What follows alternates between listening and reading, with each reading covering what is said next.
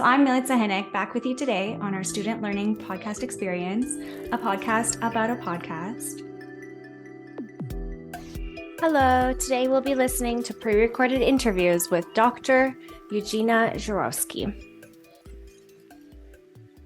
So I am trained in literary studies. I did my PhD in 18th century British literature.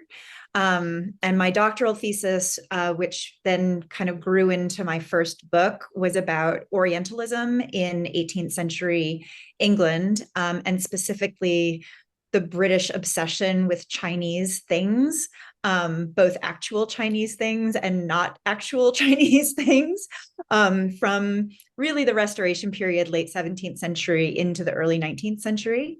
And since then, my research interests have kind of grown into a deeper and broader look at the imperialism of the long 18th century, the way that the culture, interests in literature, and the democratization of politics and things like that all happened as part of a broad process of global colonization, including the colonization of the lands that we're on now.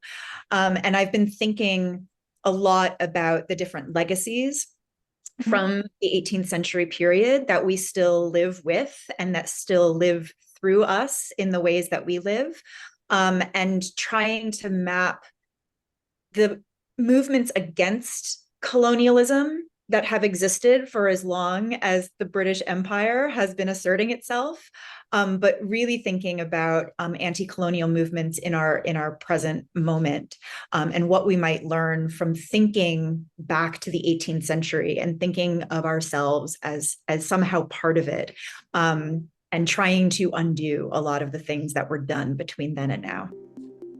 If we were to apply your research interest through a knowledge mobilization deliverable, such as a podcast, would this be something you would be eager to use? Absolutely. Yeah. I think that I listen to, well, I don't listen to as many podcasts now as I did a little while ago. I'm kind of in an audiobook phase right now, so I've been doing that instead. But I've listened to a lot of podcasts. I've learned so much from them. It feels to me like the kind of learning I also glean from social media, right? Where when you are able to dip into conversations that are already in progress, you can catch up to speed on a lot of different lines of thought and conversational thought, in time that doesn't feel like dedicated study time necessarily. So I would love to be able to integrate podcasts and similar forms of media into my teaching and pedagogy. So as an associate professor, do you have lectures or lecture content delivered through podcasting or audio files? Yeah, I do have for one course. So I think it was the first semester of the pandemic shutdown, when everyone suddenly went remote. I taught for the very first time a fairly new course in the Department of English and Cultural Studies. It's one of our first year courses, 1Go3. The course title is Making and Unmaking Literary Traditions. And I had never taught an online course before, so this was brand new to me. It was quite a large class. I think it had over 200 students in it that were broken up into tutorials led by TAs. And I was trying to figure out the most effective way to communicate with such a large body of students, many of whom had never taken an English course in university before, remotely. And I was already starting to feel some of that Zoom fatigue. So I thought, making them tune in to watch me talk at them for 2 hours a week is not necessarily going to work. So what I did instead was I made my lectures asynchronous. And I recorded them as podcast conversations with other professors, not from McMaster, but other professors from other, like guest speakers, basically, that I know from other institutions, including some of the authors of texts that were assigned for the course. So each quote unquote lecture was a podcast conversation of about 40 minutes to an hour, where the two of us, or sometimes three of us, just talked about the assigned readings. And it was really fun to make. Yeah, that's amazing. Feedback from the students. Yeah, they were a little bit surprised to tune in and hear what was not a lecture at all, but was just a conversation. Yeah. It's a great way to incorporate it. So essentially you did create a podcast. And that's awesome. That's great. And then they could actually apply the theory and the knowledge and the readings towards that conversation. And then you can extend that. Exactly. Applications and tutorials. Absolutely. Like the tutorials, the TAs all told me they liked listening to the conversations because they would kind of note the questions that came up for themselves or ideas that they wanted to talk about more, and that's what they would bring to their discussion sections. So it really worked out nicely. Yeah, great. So you answered all my questions about structure and how long it was and the style choice. Yeah, great. I had to learn how to edit podcasts completely on my own. Yeah. Which was not bad. I enjoy learning new skills. I do a lot of Googling and a lot of, I watch a lot of informational videos. So, I kind of enjoyed that, but I was aware that I had to develop this fairly robust new set of skills to be able to make the thing that I had envisioned. And the first couple of times, it probably took me about 4 times as long to edit and finalize the podcast as it should have. By the end of the term, I felt like, much more competent at it, which is not to say like skilled or good, but competent enough. But yeah, I mean, that was something I was thinking about as I was doing it. I was wondering, whether if more professors took this approach, if we could get some kind of like technical training from the institution, and not just throw it together, in a kind of DIY way. Yeah. So by applying podcasts, would there be more or less motivation to attend class in person? That's a really interesting question. Because I can imagine for some students, if they have asynchronous course content, it allows them to participate in the course without necessarily showing up for class. And I actually think that that's okay, or at least for the courses that I've designed, right? I think that I would plan a course knowing that there are students out there who are going to be participating primarily remotely, unless they're required to show up for something. But I actually found a lot of the students, and this might have been enhanced because we were off campus and people were feeling a little bit isolated, and it was a little strange getting to know everyone completely online. But I had a lot of students from that course reach out and come to like my optional office hours and try to connect with me. And a bunch of them said that they felt kind of welcomed in by the more informal nature of the podcast, right? Because this was me having conversations with people who are my colleagues, but also my friends, right? There was something about getting to know me, not just as a professor, but as a person, talking with other people who have similar interests. And so I actually think it might be a nice way to invite students kind of closer into the course, right? They might be curious. You're listening to this person talk. Maybe you want to know, like, if they're the same in person as they are in the audio. You want to see what they look like. or you want to carry on your own conversation with them, right? Rather than just listening to them have conversations with other people. So my hope is that podcasting could be a way to humanize myself as the professor in a certain way that would actually bring students in rather than give them license to, kind of never come in. Yeah, typical office hours, right? Yeah, I feel it's a struggle. And I like how you stated you want to humanize the professor. That's a great quote. Yeah, I feel you go into lecture just from a student perspective, and there's like over 200 students there. You don't really get a chance to chat with the professor or get to know them. You're just listening to the lecture. Some courses, like once you get in your further years, they're more engaging because you're having more deeper conversations. And yeah, this way of podcasting, incorporating it, could humanize the professor for sure. And they'll feel that intimate connection, and maybe they'll want to seek and have that, deeper conversation with you. Yeah, I hope so. That's awesome. Yeah. All right, so shift to a student perspective now. During one of our podcast interviews with a student mentioned that lectures can be intimidating. So this is just feeding off of our little conversation about the intimacy of the professor and humanizing the professor.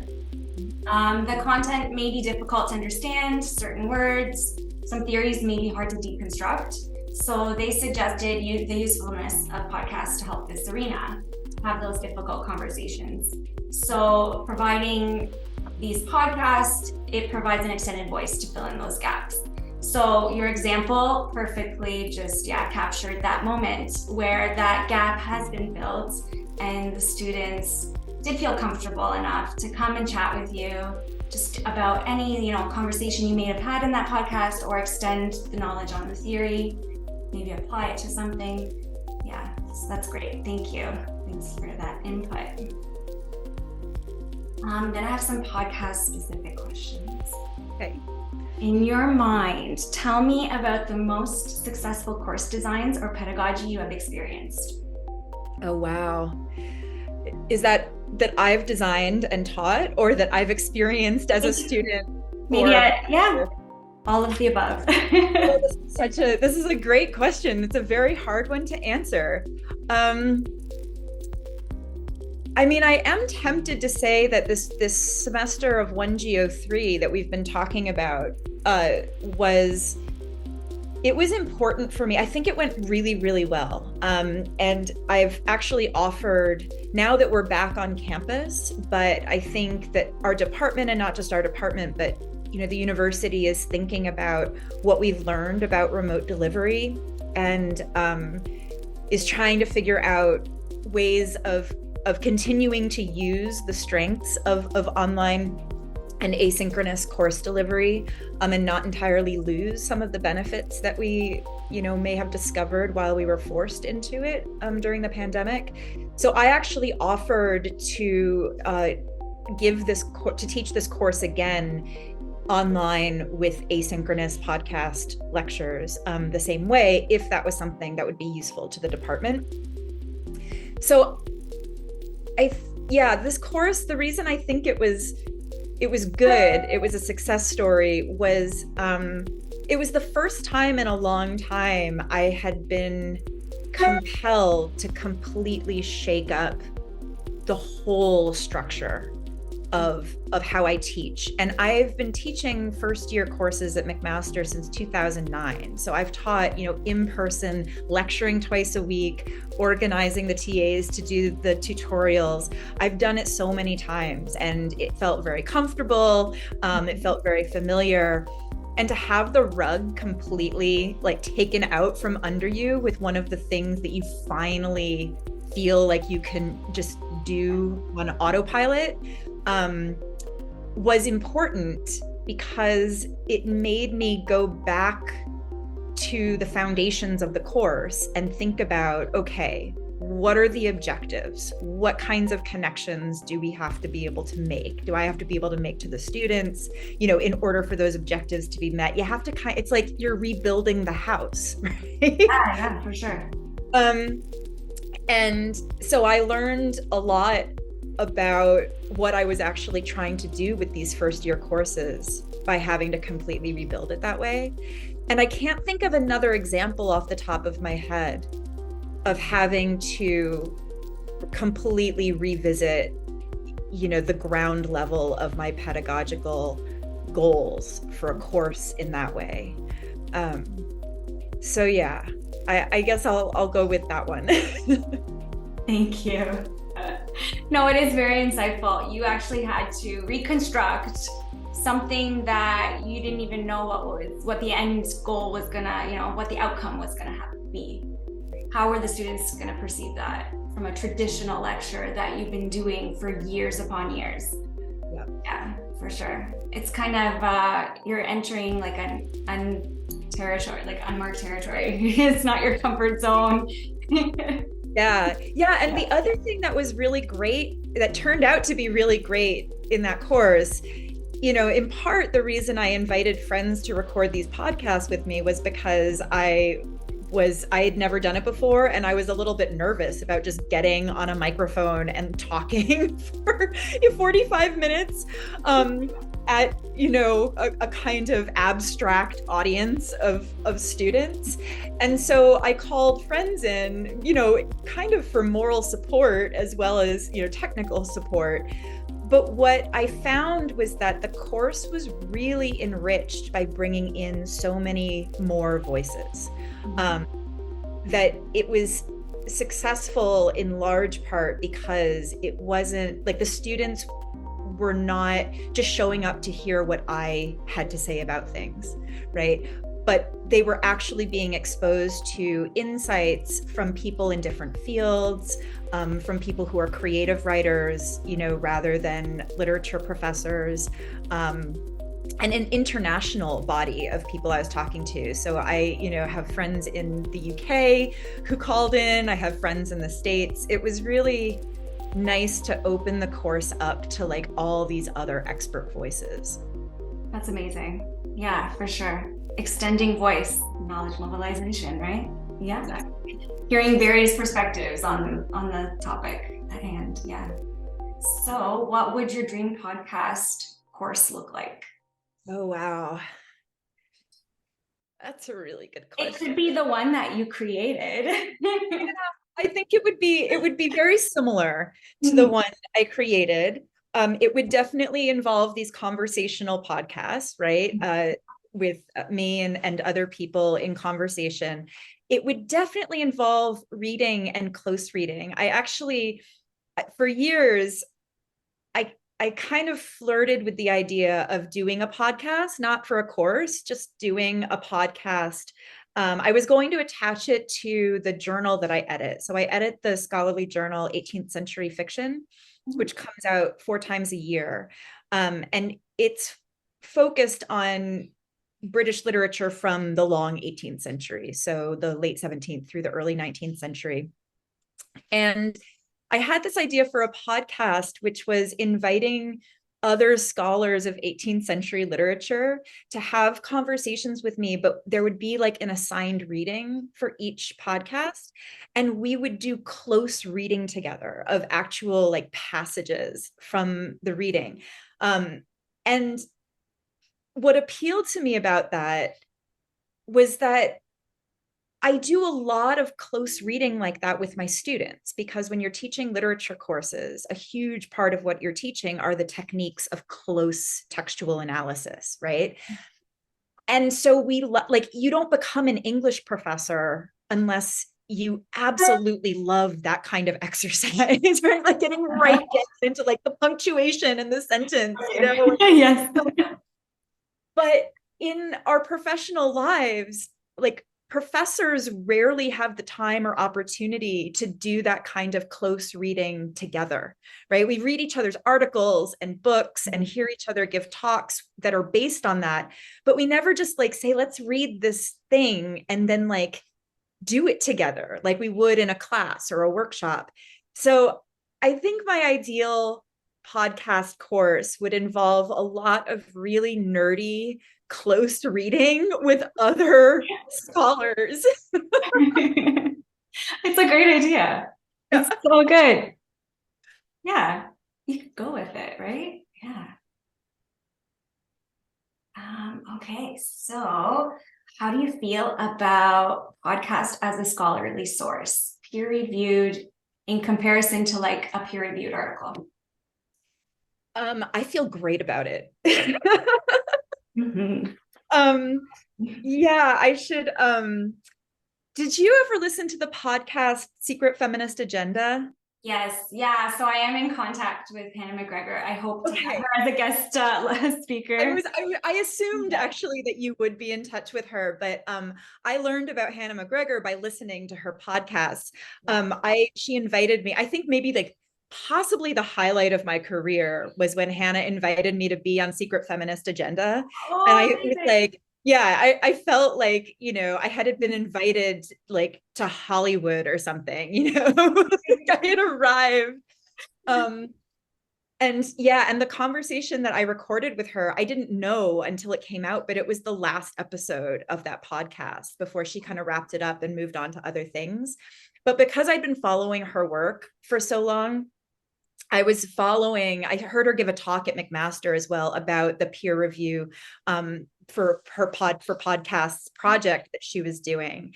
And I think that that work and the ongoing work to develop structures and procedures and practices for recognizing media like podcasts as research and as scholarly sources is really important, because peer review is, you know, it's like what makes academia run.